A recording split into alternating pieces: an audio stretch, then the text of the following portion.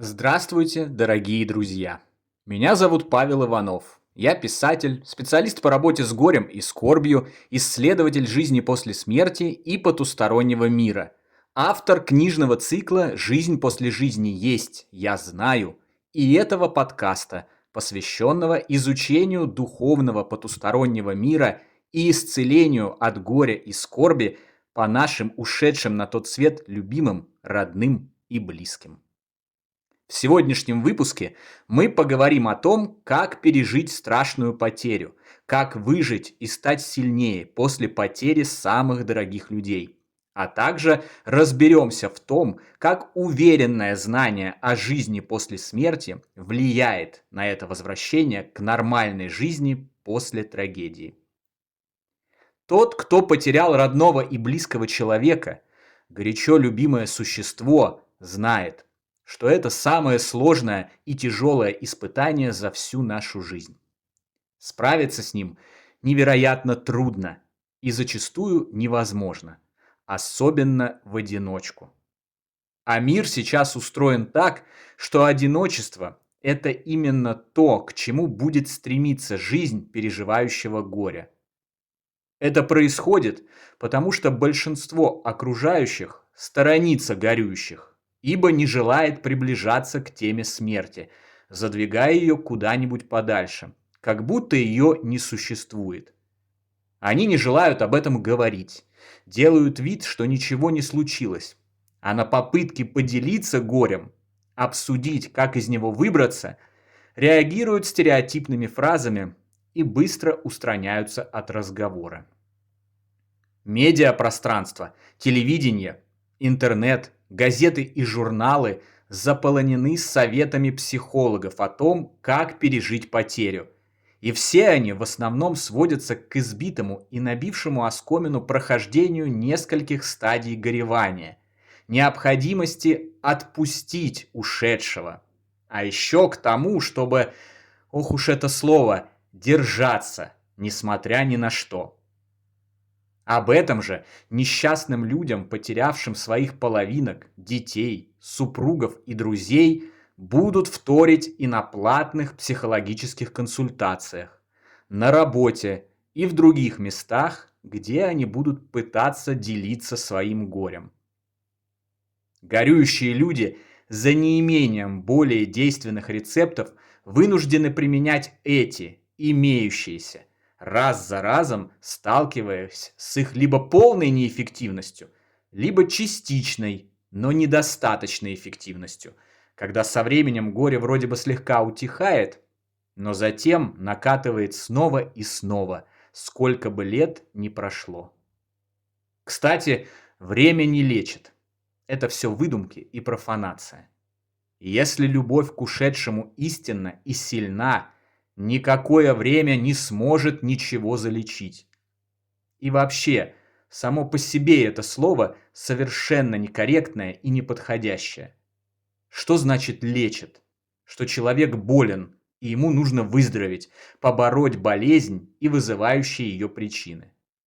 А болезни-то никакой нет. Наши чувства к ушедшим – это самое светлое и прекрасное, что может быть. О какой болезни, о каком лечении может идти речь? То же касается и избитого «тебе надо отпустить умершего». Причем под этим термином многие понимают не то, что надо перестать плакать и горевать, позволить ушедшему пребывать в новом мире с радостью и удовольствием, сохраняя любовь к нему до конца своих дней, а забыть его. Конечно, забывать ни в коем случае нельзя, ведь ваша совместная история вовсе не закончена. И даже более того, продолжится, как только временная разлука, вызванная прекращением существования физического тела, завершится. А вот как можно быстрее вылезти из депрессии, слез и горя действительно нужно. Потому что подавленное, депрессивное состояние горюющего, поскольку все мы связаны, но об этом немного позже, передается через разделительную завесу между мирами ушедшему и вызывает у него чувство тревоги, беспокойства и отчаяния из-за невозможности утешить оставшихся.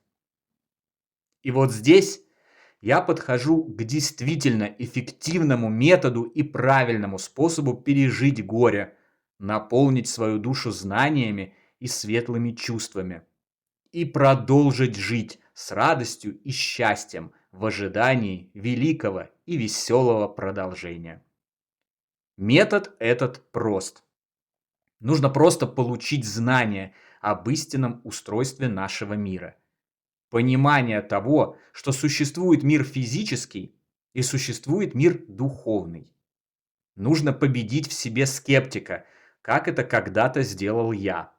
Развить любопытство и изучить существующие на данный момент литературу, в том числе научную, исследования, опыты, эксперименты и труды профессионалов за последние 150 лет, наглядно и уверенно подтверждающие и доказывающие, что наши ушедшие родные и близкие продолжают жить в другом мире, более прекрасном и замечательно устроенном. Никакие скептики и в кавычках традиционные ученые с их слепотой и нежеланием ознакомиться с доказательствами, отмахивающиеся от любых подтверждений, не смогут этого отменить. При всем их желании опровергнуть накопленные факты невозможно. Это знание очень быстро приведет к утешению. Более того, исчезнут многие страхи. Исчезнет и самый главный страх – страх смерти. Мир заиграет новыми красками. Зло, подлость, ненависть окружающих уже не будут вызывать грусти, тоски и депрессии.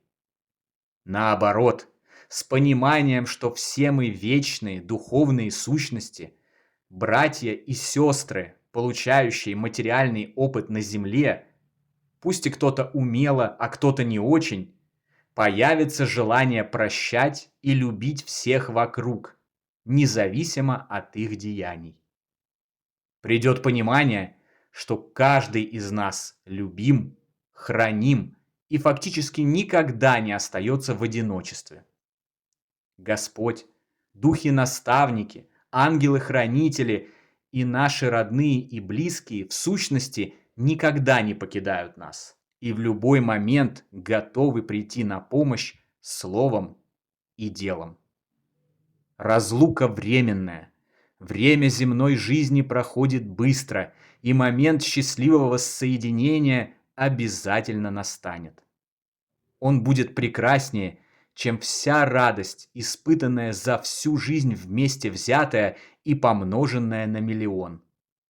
А значит, беспокоиться не о чем.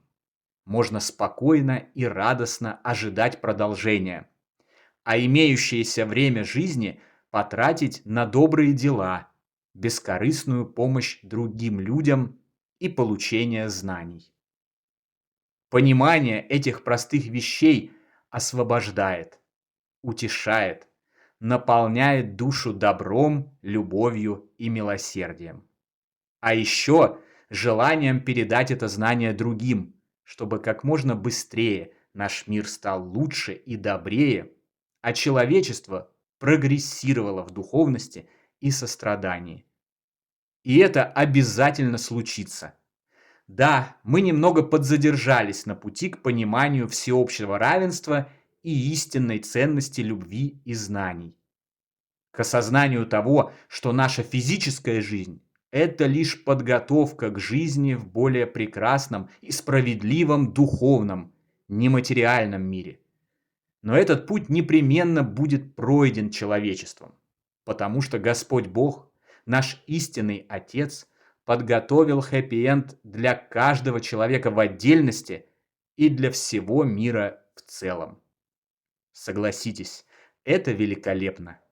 Утрите слезы, утешьтесь знанием и помните, все обязательно будет хорошо.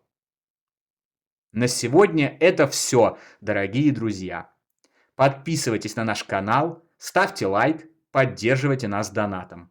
Впереди много интересных, познавательных и полезных выпусков. Всего вам самого лучшего волшебного и замечательного. До новой встречи. Всегда ваш Павел Иванов.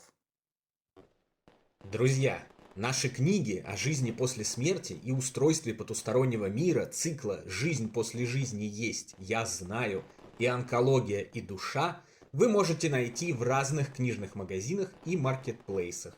Ссылки на некоторые из них даны в описании. Мы очень рекомендуем эти книги для получения комплексных и системных знаний о том, как все устроено.